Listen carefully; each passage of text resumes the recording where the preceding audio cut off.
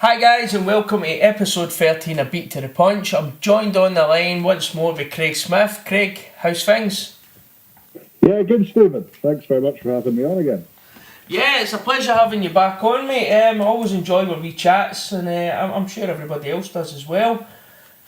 But let's just jump right into it. Well, as usual, we'll start on last weekend's action, and the big fight was Errol Spence versus Mikey Garcia. Now, did you see this fight, Craig? I saw this fight, yeah. This was the fight I was really looking forward to. I thought it was going to be the best matchup this year. Unfortunately, it didn't really work out like that. Errol Spence just looked a different level, really, to Mikey Garcia. Obviously, there's a big weight difference between the two fighters, but Errol Spence was, I thought, absolutely magnificent with that big left hand he had and keeping him at range with the jab. I didn't think Garcia had much of a chance going through the 12 rounds, but he seemed well to hang on in there, you know. Yeah, well, that was it. It kind of showed Errol Spence in a way that, I've never really seen him that clinical before. You know, he showed he's every bit the technician that Mikey Garcia is. As you said, he was using that left hand superbly well, to the point where Mikey Garcia couldn't throw a right hand. He took Mikey's right hand off him, and that's always been Mikey's big weapon, you know. And to take that away from a guy like Mikey Garcia, stop him from landing it, you know, he's done something there that nobody else has been able to do. Yeah, the thought as the fight wore on, Garcia's footwork just seemed to get worse and worse, and was just coming in straight lines. And Spence was just able to pick him off beautifully. Great punch selection that he had. And as I say, he's got that big left hand that he was using, sometimes overextending it a bit too much. But it was causing Garcia all sorts of problems. He's kept him getting backed up onto the ropes more and more as the fight wore on, you know? Yeah, we all knew that the secret to victory for Garcia was trying to get inside. But the way Errol, you know, he used his jab to keep him at distance, but anytime Mikey was about to launch an attack, Errol Spence was landing that jab and then following it in. You know, he was following his other hand in, you know, and it really was catching Mikey. He was beating Mikey to the punch every single time. And I thought that was, you know, I've never seen that for Errol Spence before. And do you think that was down to a total lack of respect of what was going to be coming back at him? I think so. I don't think he was fazed by Garcia's power whatsoever.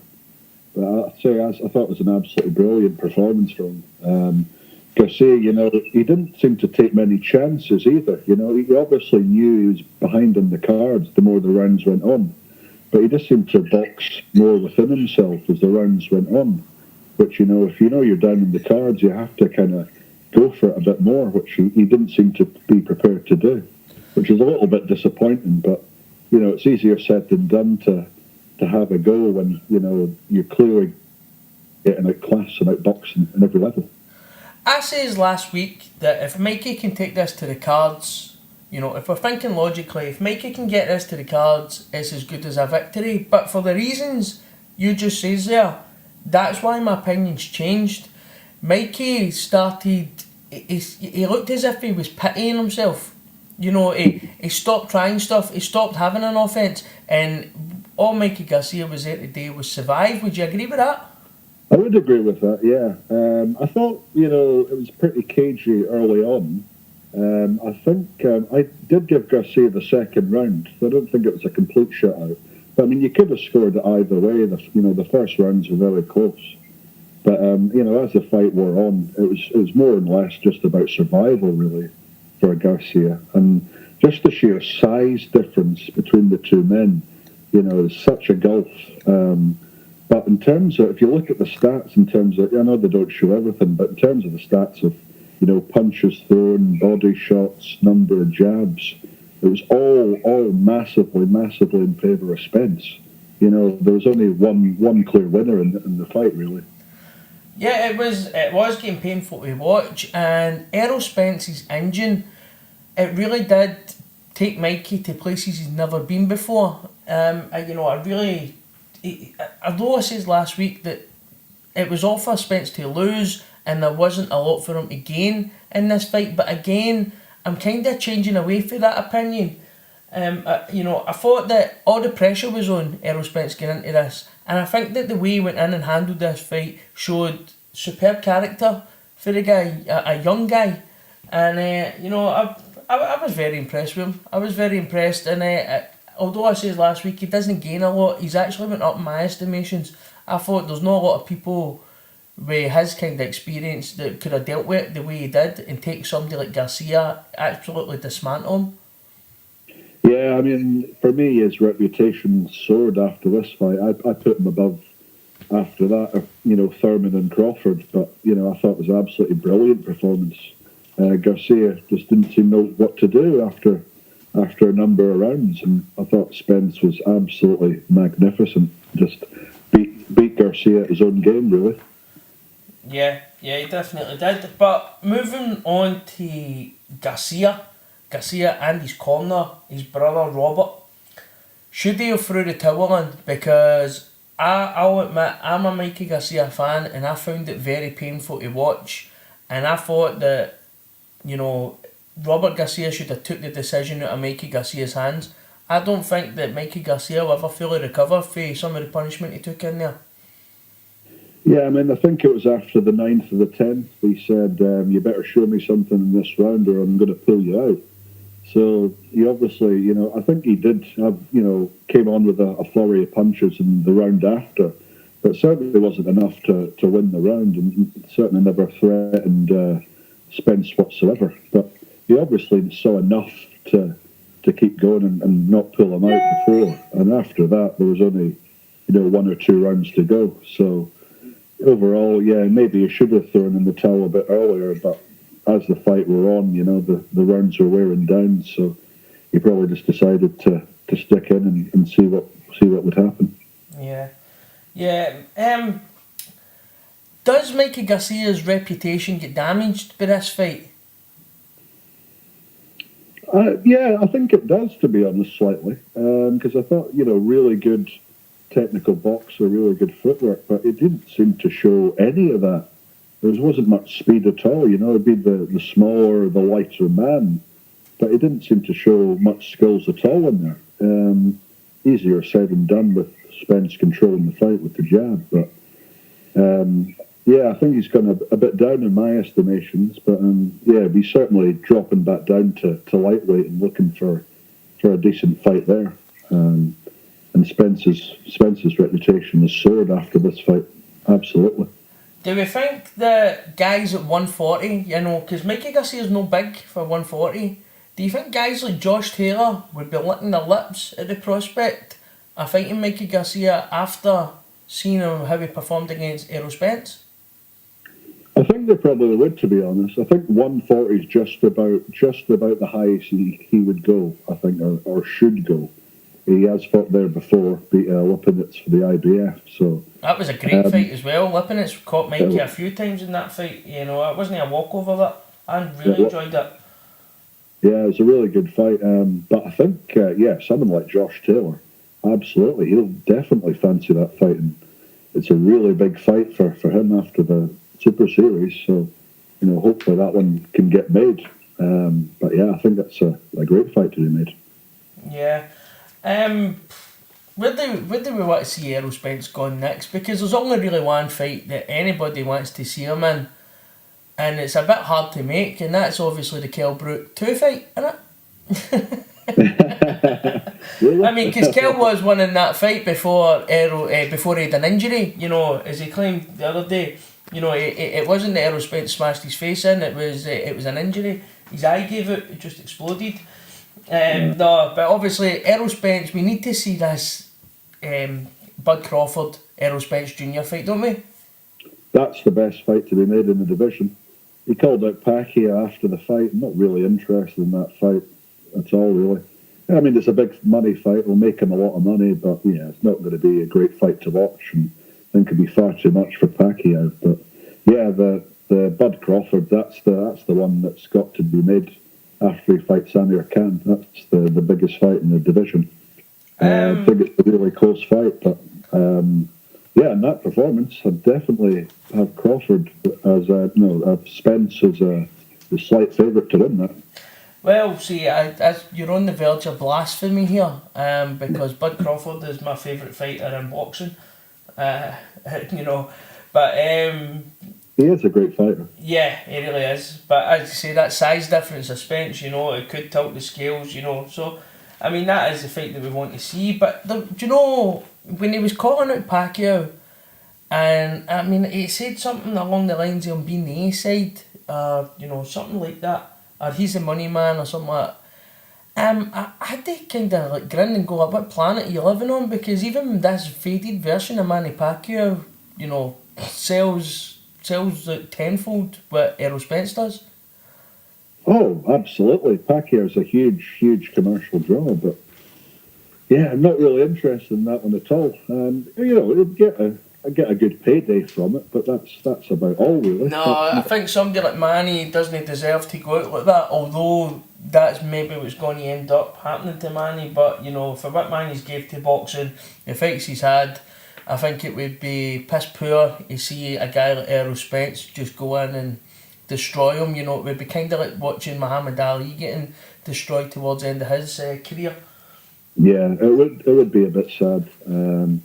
But you know, if that's what Manny wants to do, that's what Manny wants to do. But yeah, Spence would be absolutely far too much for him and blast them out within the first 6, I think. But you know, we'll see what Pacquiao. I think Pacquiao should look elsewhere, but he may be struggling for fights. So, but you know, Spence has all the options. He's got one of the titles, so you know he should be looking for Thurman or Crawford. Yeah, well, I actually was intending to maybe talk a wee bit about Manny Pacquiao off the back of this fight, and the reason I was going to get into Manny wasn't because Errol Spence called him out of it. It was more to do with, I actually thought that this fight could have been closer. You know, I thought Mikey might have just been able to pull off a shock. I wasn't expecting it, but I wrote an article and it says, you know, greatness, you know, if you're going to be great, sometimes you're going to like just have to defy the odds, you know, everything that's against you. And I thought that Mikey might have been able to do it. Obviously he couldn't. And when I woke up on Sunday after this fight, I wasn't sitting there thinking about how good Errol Spence was. I was sitting there thinking about how good must Floyd Mayweather and Manny Pacquiao, how good must they have actually been, you know, if they became multi-weight world champions and stepped up to that welterweight division and, you know, really took over it for the last 15 years or the last 10 years. You know, it just, that's how I felt about it. I was like, you know, we all think that Mikey Garcia's like this elite level, so what level must they two have been? Yeah, absolutely. Pacquiao was the eight weight class champion. I mean, and Mayweather 5. And those guys were just a different level to Mikey Garcia. Absolutely.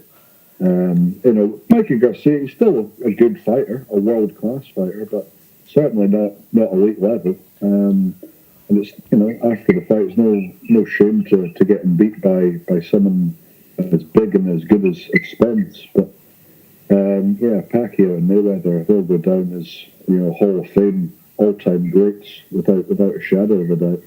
In football, we always say that we're living in this golden era of Ronaldo and Messi. We'll never see this again. When we're talking about Manny Pacquiao and Floyd Mayweather, can we kind of mention them as like the Ronaldo and Messi of our generation in boxing?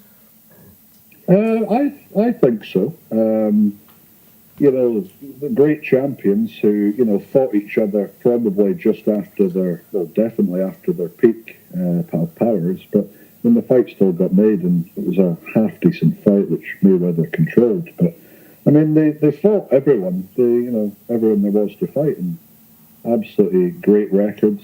You know, Pacquiao was a bit more up and down, had some losses, but some good wins over the years as well. But you know, Mayweather's record speaks for itself, 50-0.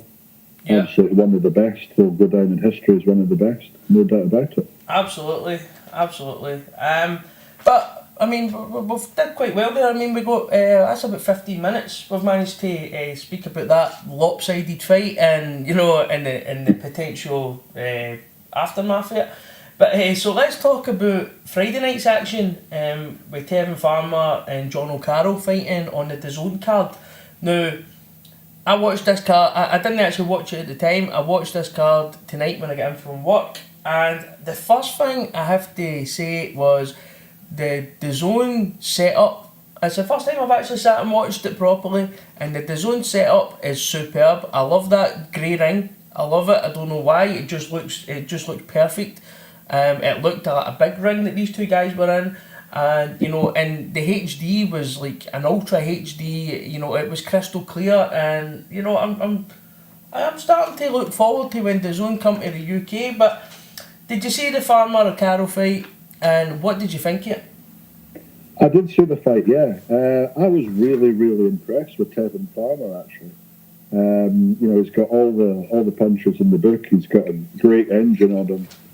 John O'Carroll, he did well to stay in there. There was a bit of an onslaught in the early rounds, and then seemed to go quiet in the middle, and then he got really hurt in the 11th. And I thought he was going to be pulled out of there, but yeah, great fight. And Tevin Farmer, he looks the real deal. I'm very, very impressed with him.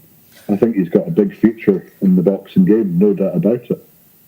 Yeah, well, I was going to actually talk about Farmer, but I thought this was a very enjoyable fight. I really enjoyed it. I think John O'Carroll's got this thing where he can bring people into like a bit of a scrap and make a good fight. I don't think John will ever be in a boring fight. But watching that, I was really impressed with Farmer, and his progression as a fighter has been superb. For a guy got off to a bit of a slow start in the professional game, he's really making up for lost time now, and I think every time you see him, he's looking better and better. He's looking quite slick. As you said, his shot selection is brilliant, the way he can switch from head to body, and I just think that only thing that he's missing is power. I think if he had power, it would be the elite level. Yeah, I think if he had power, he'd be an absolute superstar. But he doesn't quite have that, unfortunately. But there's certainly big fights to be made. He called out Tank Davis after the fight, which I think is an absolute. I think he could cause Tank a lot of problems, and maybe outbox him over 12 if he doesn't get caught. That's certainly a very, very good fight to be made. Very, very slick boxer. Tevin Farmer, really very impressed with him. I thought he was absolutely sensational at times. John O'Carroll, a bit more a rugged fighter, as you say, likes to drag people into fights. But he did well to go the distance, Very, very well done for doing that. But Tevin Farmer is just, levels above him. But very, very impressed with him. Yeah, I thought that as well, But, how would you rate Jono's first attempt at world level? Yeah, don't want to be too harsh on him, but probably a 6 or 7, for sheer ruggedness and dogged effort, I thought he did well to hang in there and stay the 12. He caught him with a few good shots at times, but, he was just outclassed by the slicker, better boxer, Tevin Farmer was just unbelievable at times. Yeah, I don't think there's any disgrace in getting beat by Farmer.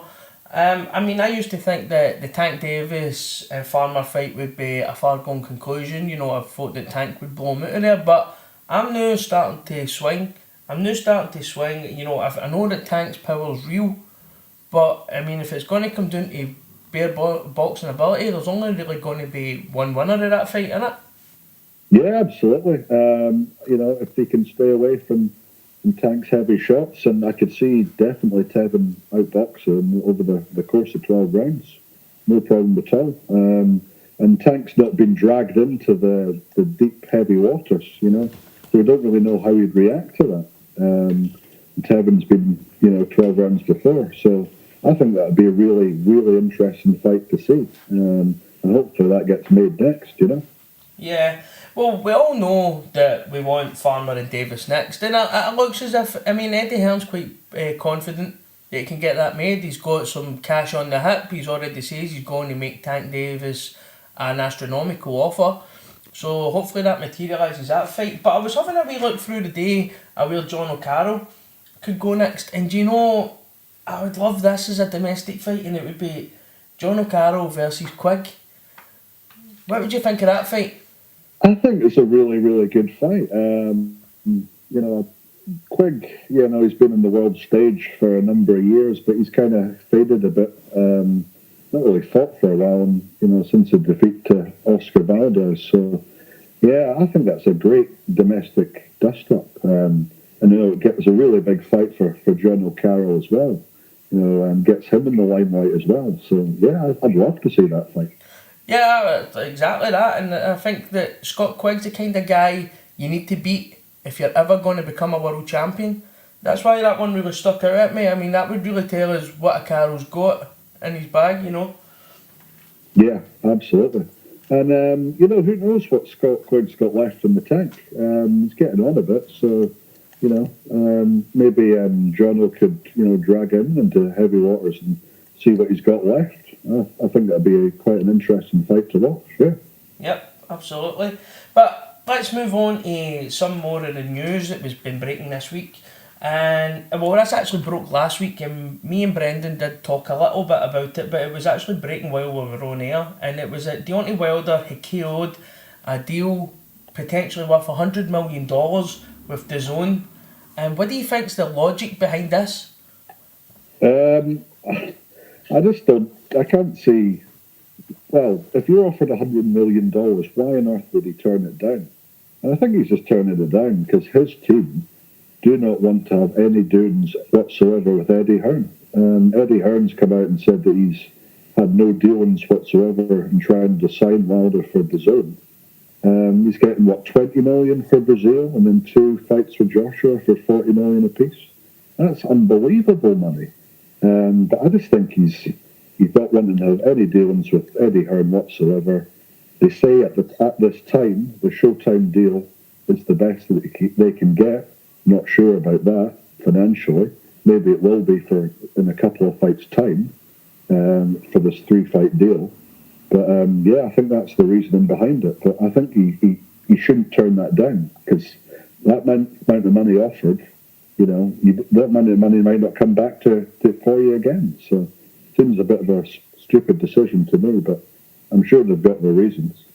Yeah, well, as you touched on there, I mean, I heard Shelley Finkel actually say that the reason that they didn't want to sign for the AJ fights was because they wouldn't tell Team Wilder what AJ was going to be making.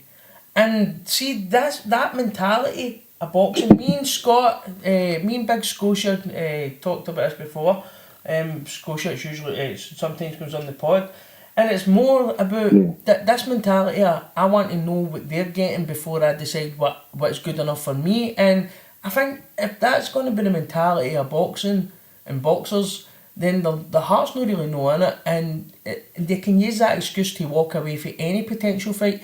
There's got to be a point where somebody's got to say, that's enough for me. Yeah, I mean, 40 million, surely that's got to be enough for them.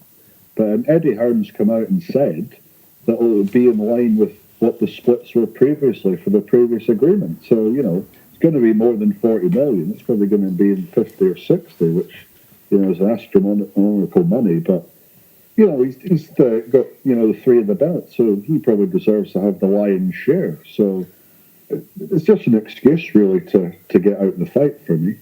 Yeah, it's got to go down as a duck. It's got to go down as a duck. It definitely has. But... yeah. I mean, whether I don't think it's fear in Wilder's behalf, but it's a refusal to get the fight made. So that's still a duck in my book. It's a great deal for him. He would only be locked into a contract for 3 fights. So what's that, a year? He could have the 3 fights in a year and a half, and then he would be back. He could go back to being a free agent, a hell of a lot richer, and he could have every title in the heavyweight division, but instead he's KO'd it. But... yeah. There's also this thing that I notice all the time, and other promoters and other platforms must notice it as well, and it's that Al Heyman fighters never leave Al Heyman. Mm-hmm. What do you think that Al Heyman's got on these guys, or do you think that they make a lot more money than what we actually hear that they make?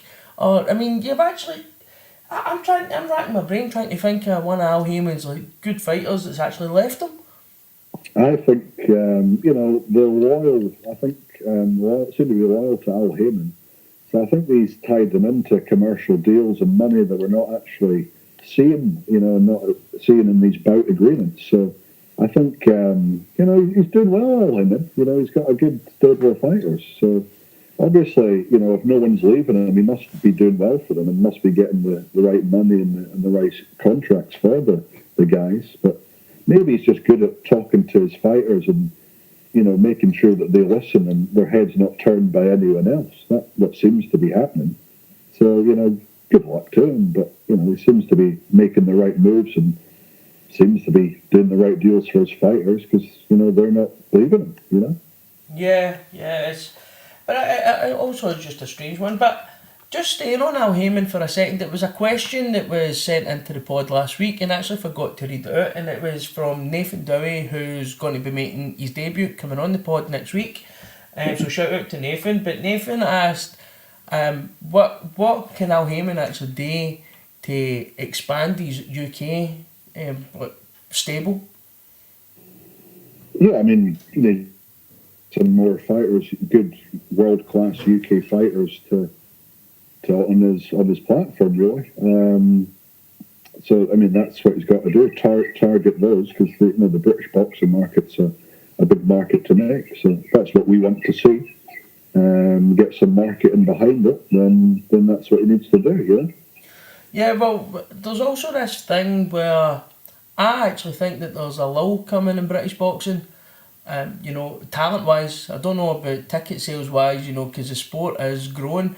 But I think that this sport, we're seeing, the era of your Kell Brooks, etc., and your Cal Framptons maybe, at the end of their careers now, and I don't see where the next batch is coming through. It seems that there's a bit of a gap. So I think that Al Heyman's maybe came to the UK market, and if he's coming here to make money and just make money, then that's great. But I don't see where you're going to build the next star to build a platform. If you're not already an established platform, I don't see where you're going to make this big star. That's the kind of point I'm getting at with Al Heyman's British venture. Yeah, I mean, you touched on there that the pay-per-view stars in the UK seem to be fading. Kell Brooks, you don't know what he's doing. Tony Bellew's just retired. Joshua's in America. White might be in America. So, there seem to be all the switchers going to America, which he's already in that market. So, and the next batch of fighters, where are they now? Well, they seem to be European or domestic level. There doesn't seem to be any guys that are sitting around the world-class level that can fight for a world title. So because of that, he needs to, he'll just be concentrated on the US market. That's all he'll be doing, really. Yeah. Well, let's get back to DAZN, because, they seem to be doing everything big in boxing just now. And let's talk about Triple G signing with DAZN, and apparently he's been very handsomely paid, and also he's now part owner of the company. He's been paid in a percentage. What do you think this means for boxing? I think it's great news for boxing fans. Oh, it's a great deal for boxing fans. There's a 6-fight deal, and he's doing 2 promotions a year in his own promotion and the DAZN as well. I think it's a great fight for the middleweight division, We'll be looking to fight the winner of Canelo Jacobs after that fight's made. And that fight's not a formality. I don't think Canelo automatically wins that one. Because I thought, Jacobs actually beat Golovkin when they fought before. And I think that fight with Canelo will be quite close. But whoever comes out the winner of that, Golovkin will be looking to fight him. And I think that's going to be a massive fight. If it's the trilogy, that's the fight we all want to see, sure. Great fight to be made. Because I think, Golovkin, I thought, definitely won the first fight. And, the second fight was pretty close. I thought Canelo might have... Yeah, I thought he nicked it. So, yeah. But, be looking for the trilogy again and getting some revenge and, getting hopefully some good judges and getting some revenge. Yeah, and how exciting is it to see 3 of the top guys in the division all under the same, well, not under the same promotional, but all at the same platform, which makes these fights so much easier to make. You know, it shows you everything that's wrong. Everything that's wrong with the heavyweight division seems to be right with the middleweight division just now. Yeah, absolutely, yeah. If they're all under the same, TV deal, then surely the fights are going to be easier to make. That's just going to be part and parcel of it. So, I mean, the fights between Golovkin and Canelo got made before, and they're both on HBO. So, why wouldn't they be made now when they're both in DAZN? So, simple logic. I'm sure they will get made, Yeah. And the Jacobs as well, if he's in the mix, I'm sure that fight will get made as well. So, yeah, I think it's definitely good that they're all under the same banner. So, it should be a lot easier for these fights to be made. With the three big boys, the three heavyweights, them fighting each other's looking further and further away every week. Do we need this Triple G Canelo free fight to happen to fill that void? Oh yeah, I think so. We all just need the big fights to be made, especially because they're not being made at heavyweight. That SAG will rumble on, I'm sure. But yeah, the trilogy fight's going to be an absolutely massive fight if and when it gets made.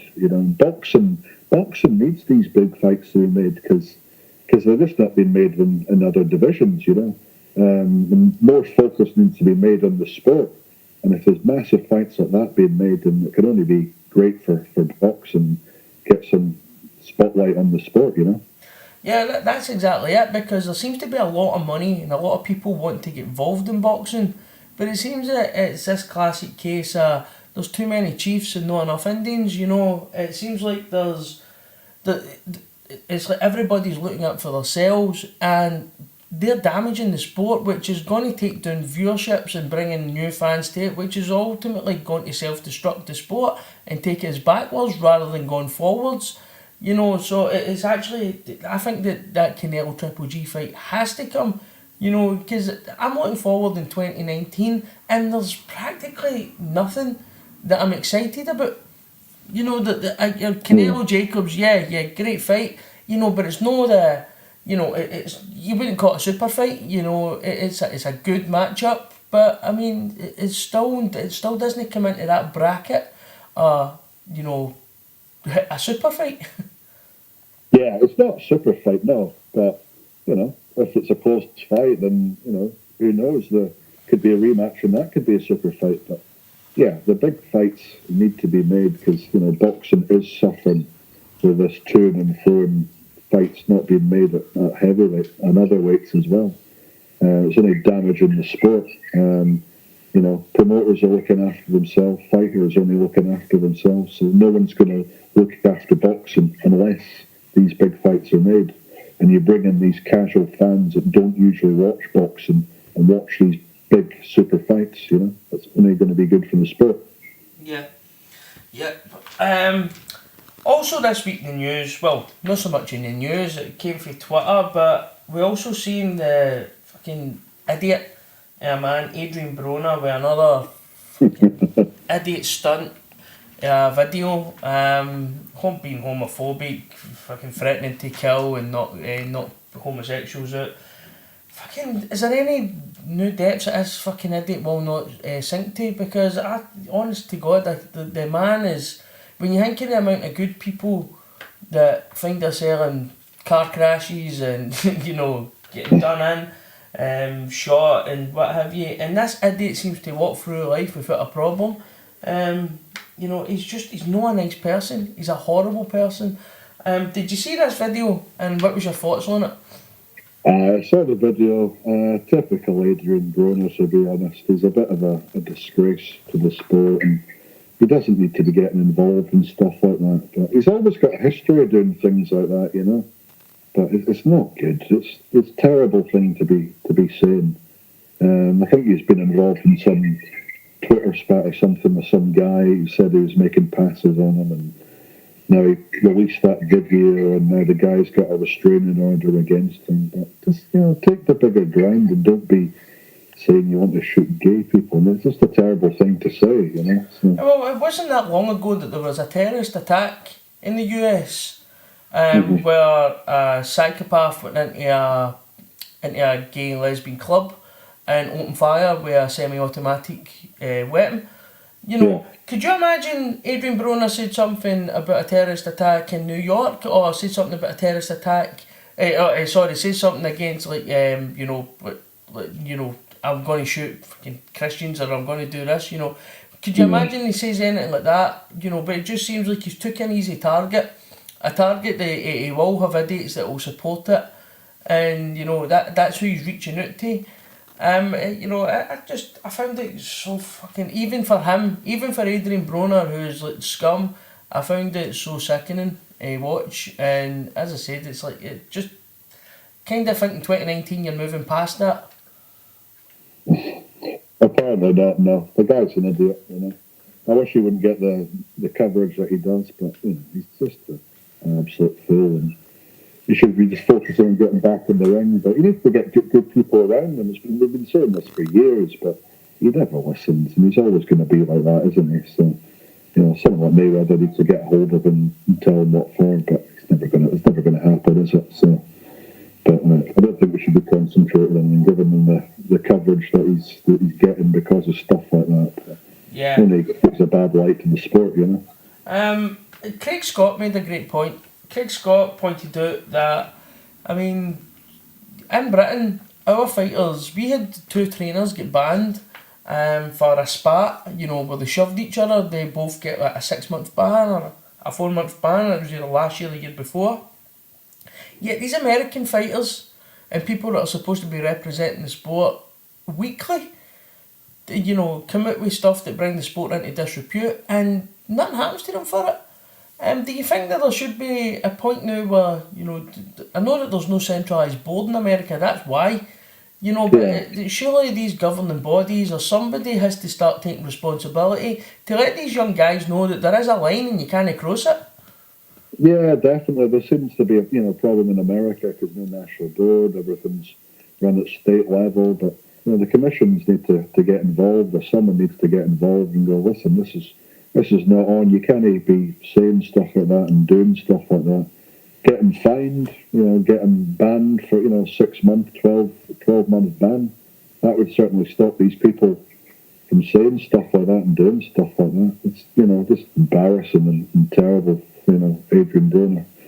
Typical stuff like that, But if it happens in the UK, people are on it straight like that. The British Board of Control, they don't stand for that whatsoever. So there needs to be the same standards across the world, Yeah, absolutely.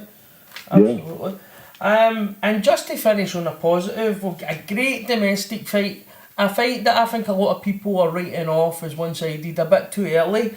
And that's Kid Galahad and Josh Warrington. We've got that fight. It's all signed, sealed and delivered. It's taking place on June 15th in Leeds. That's a great domestic bout, isn't it? It's a good domestic fight. I mean, they're both unbeaten fighters. I have to say Warrington's fought at a higher level. But Galahad, he's beaten, 26-0. He's beaten everyone who's stepped in front of him. I think it's a really, really good fight. Gets the sport back to the place where it should be. I think it's, put British boxing on the map. Galahad's got a really tough time going to Leeds into the Lion's Den to face Warrington, but can he do it? Now, he's never fought really someone at Warrington's level, but can he step up and do it? Who knows? But we're going to soon find out. I think, Warrington could be too much for him, but, I think it's a really, really good fight, and I think going to put British boxing back in the world map, Yeah, I think that this fight's what a mandatory's supposed to be. It's something that gives us a bit of excitement. Some of these mandatories that get ordered, you go, that's no... It kind of feels a bit contrived and an easy fight, it doesn't... Do you know what I mean? This kind of feels like a real mandatory. This feels like somebody that's earned it, and that kind of thing. So I'm really looking forward to that. But the show is in Leeds. We all know that Josh Warrington is followed by a mass of Leeds United fans. Do you think that this event is going to be family friendly? I hope so, but Warrington's fights and Leeds never usually are, to be honest. The crowd can get a bit rowdy, but yeah, hopefully, everything runs smooth and all goes ahead. I think it's a, very good fight, going to be in Box Night and BT, so yeah, hopefully everything, runs the way it needs to do, and they have a good build-up and some good, I enjoyed the press conference the other day. Galahad looked a little bit on edge. Warrington seemed to wind him up a little bit, which I thought was quite good to see. But yeah, I think it's going to be a really good fight.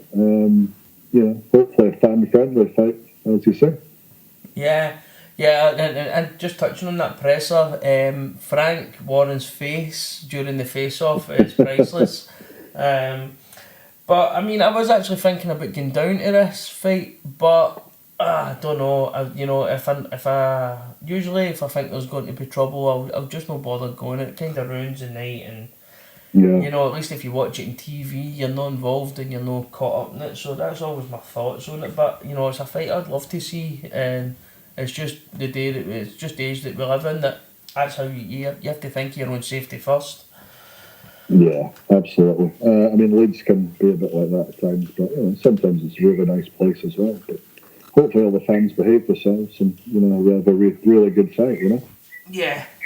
And we also had Eddie Hearn tell us that he's sending this legally fucking advised letter to the WBC president, Mauricio Solomon, demanding that Wilder is ordered to fight Dillian Whyte after he beats Brazil, which would mean that Deontay Wilder would be locked into 2 mandatories, one after the other.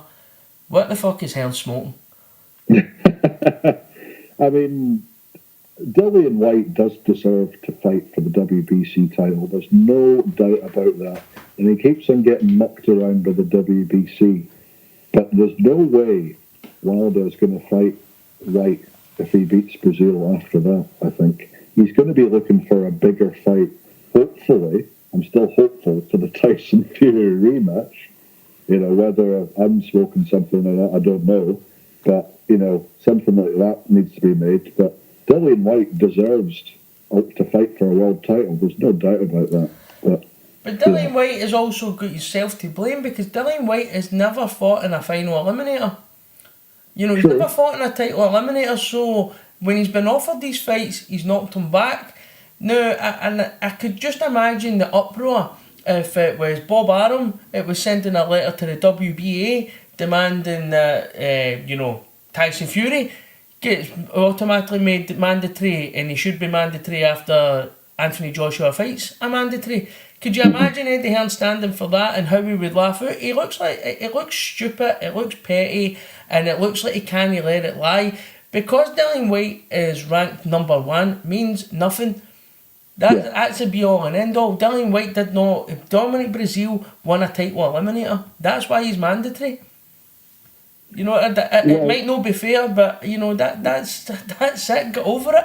Dillian Whyte's career's kinda. He has to have an end game for Dillian Whyte, because when he didn't go fight Pulev, which I thought was a very winnable fight, and he could have been mandatory to Anthony Joshua, and then he's not fought Luis Ortiz for the WBA mandatory position. It's kind of looking like he's pissing in the wind a wee bit. Dillian Whyte here. Dillian Whyte, he needs to concentrate on another division. Forget about the WBC. That's going to be over and done with. And move up the ranking somewhere else, whether that be, WBA, WBO, whoever. But I feel a bit sorry. I do feel a bit sorry for Dillian Whyte, because, he should have been fighting for the WBC. It's not happened now. And now, he's not going to be fighting Joshua. That fight's fallen through. He's probably the most improved heavyweight in the last couple of years. He's fought in the last 3 fights, Chisora, Lucas Brown and Joseph Parker. It's probably, as good as any heavyweight on record in the last, 12 months. But he's not going to be fighting for a world title. And I don't see him fighting for a world title. That seems to be the problem as well, Yeah. And I don't really know who he takes on from here. Yeah, that's it. If anything, he's getting more and more locked out. because I think he was, Dillian Whyte says himself that he knew that he wasn't getting that AJ fight months and months ago. But that made me think, why did they not take the Pulev fight? I don't... I know why he didn't take the Pulev fight. Eddie Hearn told him he'd make him a pay-per-view star here, rather than go fight over in... Was it Sofia? I think that fight ended up in... Rather than go fight in Sofia. But, he picked money over becoming a mandatory. That's it. Yeah, that's 100% it. And he could have been IBF mandatory now, but I mean, Pulev's a very winnable fight, but no one would have watched that fight. And he doesn't have a great style to watch, Pulev, but he could have won that fight, fairly comfortably, and could have been mandatory now. But he has made a lot of money. He is a pay-per-view star now. But now the problem is he's got a lot of money, but no one wants to fight him because he's not going to be fighting for a world title now. And, he's a very tough fight with high risk for other fighters as well in the top 10. Yeah. So he's kind of walked out now, and I don't really know where he goes from here. I don't think that's exactly it. That's exactly it. I mean, he's wanting to become WBO mandatory. But I mean, Alexander Usyk is on the verge of moving up, which would automatically make him mandatory. So, as you say, he's on the verge of being locked out, and I can see us talking in 18 months' time, still talking about Dillian Whyte trying to get into some sort of mandatory position, because nobody's going to take him as a voluntary. Yeah, absolutely. He is a really tough fight for the world's best, but they're not going to be making that amount of money to fight him. So, I do feel sorry for him, but, he's probably listened to Hearn a bit too much and taken the wrong decisions. And it's only going to cost him, not financially, but in terms of making these big fights and fighting for the world title. Yeah.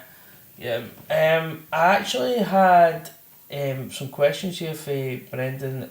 Brendan is usually on the show, Brendan Galuli. And I'll give you the first one, and it is, who are the best current action fighters, domestic and abroad? I'll go first. My favourite fighter abroad is Bud Crawford, as I said earlier on. He's fantastic, has a bit of everything, he's got that killer instinct, he's a badass, he's got that evilness in him that I think that all the best fighters has to have. That kind of Roberto Duran badass. And not only that, he's one of the best switch hitters and most skilled boxers I've ever seen. So we'll go with you. When's your best fighter internationally? We'll say first.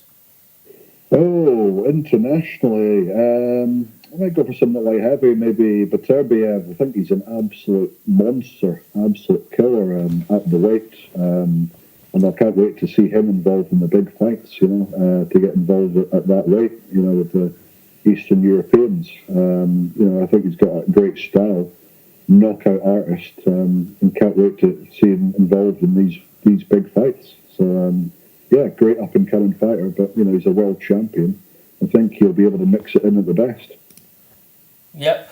And I'm going to throw one out for a wee bit left wing here. But I'm going to say domestically, one of my favourite fighters just now to watch is Kash Farouk. Kash is obviously the British champion, but I think he's got a lovely shot selection, high output, action fights. Takes risks. Great fighter to watch, and he's great to watch out for in the future. Who's your favourite domestic fighter to watch just now? Domestic fighter, probably someone in the world stage, or Josh Wellington. I think he's going from strength to strength, to be honest. I think doesn't have a great knockout percentage, but he is a very, very hard puncher. And I can't wait to see him, take these big fights and mix it on the big stage. I think Josh Wellington's one of the best UK fighters around today. Yeah. Brendan's next question was, what 3 fights would you like to make if there was no promotional issues? So, we'll let you fire in first with this one, Craig. So, first one I'd like to make would be Golovkin against Callum Smith at super middle. I think that would be an absolutely mammoth super fight. Golovkin going up to super middle. He's probably a bit small for Callum Swift, but Callum Swift deserves to be involved in these big fights, and I think that would be an absolutely huge fight to make. I'd love to see that fight. Yeah. I'm going to say, obviously, I'm going to start with an obvious one, and we've already spoke about it tonight, and it has to happen. It has to happen. It would be a crime if it didn't, and it was Crawford and Spence. It has to happen, And if it doesn't happen, I mean, I don't know how these promoters can look themselves in the face, because they would be just shortchanging boxing fans in the sport that they're supposed to be providing us with the best fights. They would actually be robbing us of the best fight. Mm-hmm. Yeah. What's your second? So a guy we've already talked about tonight, Mikey Garcia against Lomachenko, I think, and at lightweight. I think that would be a great fight. That fight, I think, needs to be made at some point. I think it's a wonderful fight to be made. Yeah, and great. At lightweight, Mikey Garcia's got a real chance against Lomachenko. I think that would be a wonderful fight to make. My second one is actually a fight that, from what I'm hearing, is on the cards for later this year if all goes to plan, and it's Jarrett Hurd versus Charlo. I think that would be a great fight at 154. It's one of them fights where the guys are probably both of the best. I like 154. It's quite a stacked division. Some superb talent there, but those two are probably the cream of the crop. And I would love to see how the skill of Charlo matched up against the brute force of Hurd. It's one I've always wanted to see for about the last couple of years now. What about your third? I've got to mention it, haven't I? Anthony Joshua, Deontay Wilder. Oh, you should win a prize for that. It should have me sirens going off, woo, woo, I just had the alarm go off. That fight surely got to happen at some stage. Who knows? But, if and when it does, that is a great fight to make. And there's no way that fight goes 12 rounds. That's going to be dynamite, that fight, Huge fight. And, I can't wait if and when it happens. I think it'll be an absolutely brilliant fight. Yeah. Well, my third one is going to be another one that should be made. It should be made in the next 18 months. But then again, we know what boxing's like. And it's Leo Santa Cruz against Josh Warrington. Now, that would be amazing. That would be a fantastic fight. Those two guys with their output. Could you imagine that? Brilliant fight. I love to see those two go toe to toe. Amazing fight. Leo Santa Cruz needs to get back in the mix. So, let's see that fight after the Galahad fight. I think that'd be a brilliant fight to make. And do you know what? I actually think that Leo Santa Cruz has got a big following over there, but I think that Josh Warrington has got the kind of fans that he could take 5,000-6,000 easy over there.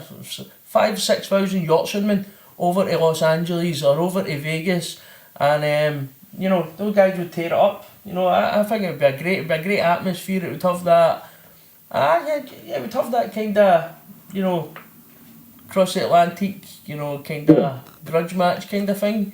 I'd love that fight. I'm really starting to warm to Josh Warrington. Yeah.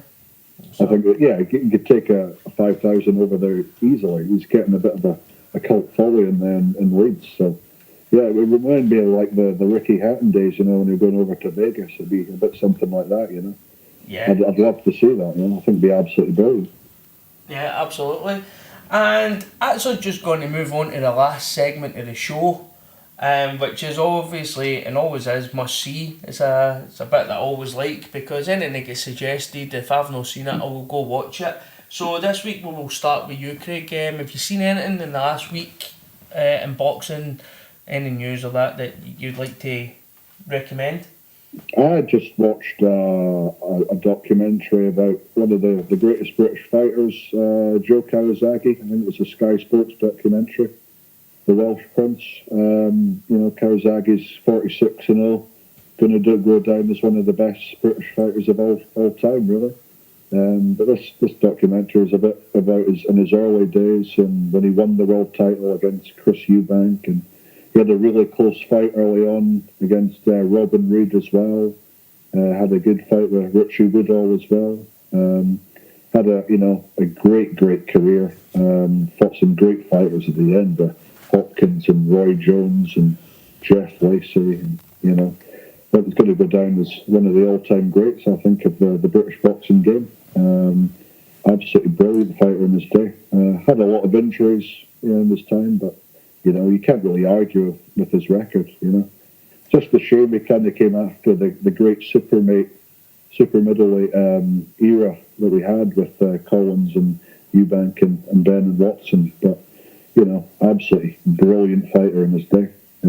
Yeah, I've got to put my hands up here and say that it was actually Joe Calzaghe that got me watching boxing. Yeah. I remember didn't really follow boxing, didn't know who he was, and it was the Jeff Lacey fight, and I'd never seen it before, and I couldn't believe what I was witnessing. I'd never seen MD fight with that kind of style before, and he was, Joe's skill, I think, and he's so underrated. I don't think Joe Calzaghe, when you see the praise that Cal Froch gets, more people know Cal Froch than who know Joe Calzaghe. And when you think of what Joe Calzaghe did for British boxing and what he took it, he went to America, he went over there and he completed it. And, he kind of just goes on about his life now. You don't see him really a lot on TV anymore. You don't hear a lot from Joe Calzaghe anymore. He's became a wee bit forgotten. I think it is. It's a bit sad, really, just because he's not in the public eye, I'd put him above Froch, definitely, but, Froch, you always see him, he's always got a comment to be made, but, to go over to America and to beat two of the greats, and Hopkins and Roy Jones Jr. right at the end of your career, what an absolute fairy tale ending, and to beat a prime, Jeff Lacey, Mikkel Kessler, absolutely brilliant wins, near the end of his career. He's going to go down as absolutely one of the greats, but unfortunately, he's not going to be thought about that way because, he's just not in the public eye. And, not a lot of people know very much about him, which is a bit of a shame, really, because, people should be going out and studying Joe Calzaghe because he was an absolute brilliant boxer. Yeah. My pick this week was something I was actually just listening to today. It was another podcast, so it just shows you I'm not scared to do a wee bit of advertising for the competition. But that it was Talk Box with Michael Woods, which sometimes Michael does, sometimes he has a few stinkers in interviews, and sometimes he has really great interviews. He's had Timothy Bradley on, and that was honestly one of the best interviews I've ever heard. But this time he had George Foreman on, and just in the wake of George Foreman's daughter passing away, they talk a little about that, but just listening to George Foreman speak, he's just this big person, this big massive personality, and he's one of the people you could listen to talking all day, and he just kind of goes through his career and talking about modern boxing, and he's still, he's not one of these people that doesn't watch boxing anymore because he's hardly ever involved in it. He still gets in about it, and it's just it was great hearing from George Foreman. You don't hear from him enough anymore. Mm-hmm. Yeah, I mean, George Foreman, one of the greats, and when you see him on Twitter, he's always got nice things to say about current and past fighters. He just seems a really nice guy. Going to go down as one of the greatest fighters there will be, I think, for me. Back in the day, he was an absolute killer. Always loved, Rumble in the Jungle against Ali. That was absolutely brilliant. And then he won the world title back in his 40s. I'm going to go down as one of the absolute greats. I do absolutely love George Foreman. He's always seems to have good things to say. Do you know that when I watch the old, that's my favourite era of boxing. I'm sure it's every boxing fan's favourite era. And just watching Joe Frazier Foreman fights and seeing how easy he dealt with Frazier, he's this absolute killer. And then if you watch When We Were Kings and you watch the build up and you see this pure, he's like a bad man. He's not somebody you'd like to meet. And then you see George Foreman now, and he's this big bundle of joy. You know, he's just somebody that spreads happiness, and I'm sure he's a preacher now. I'm positive he's a preacher, and I always think to myself, if he was preaching in my town, I would go to church. You know, he's the kind of person I could listen speaking to all day. You know, he's fantastic. I always loved Big Josh Foreman. Yeah. Oh, he's absolutely brilliant. One of the greats. I was to say, killer back in his early days. You know, I remember a story that when he was hitting the punching bag, Ali, wouldn't watch it because he could see the massive dent in the bag. You know, and he knew he saw that he'd be scared when he got in the ring. But it's great to see him now. You know, because he doesn't seem to have any lasting damage from boxing. You know, he just seems to be happy as Larry and glad to be out of the game. So, after that Rumble in the Jungle fight, George disappeared at the ring for like a year or two. He went into severe depression, and he says, I think he was fighting in Argentina or something like that. I watched him, and he says just before he went out of the fight, he had like a vision, and that's how he found God. And he says it saved his life, because he wasn't going anywhere good or anywhere positive. But I always love watching him. When you watch it, he used to do these documentaries. They're old documentaries for like the late 80s or the early 90s. Angelo Dundee's on there, and they talk about old classic fighters, for like maybe the 30s and that. And they were just asking him about Ali, and they says to him about just how great a fighter was he, and he stops him and kind of says, he wasn't just a great fighter. He's like, Ali wasn't the greatest fighter all the time. He was the greatest human being all the time. And and you go, well, that's mad to think like how the hatred for that the era of the Rumble in the Jungle, and to end up like he's like Ali's biggest fan, and the stuff he says about Ali, he's always the most beautiful person you hear talking about Ali. So, but we're getting all sentimental now, and that's us went on for over an hour, Craig. So, thanks very much for coming on. I've really enjoyed it tonight. It's been brilliant. Thanks very much again, Stephen. Yeah, it's been really good, and I hope everybody else enjoys it. And if you have enjoyed it, leave us a wee review on iTunes or on Facebook. No Facebook, YouTube. That's the one. But that's all we've got for this week. So thanks very much, and we'll catch you next week.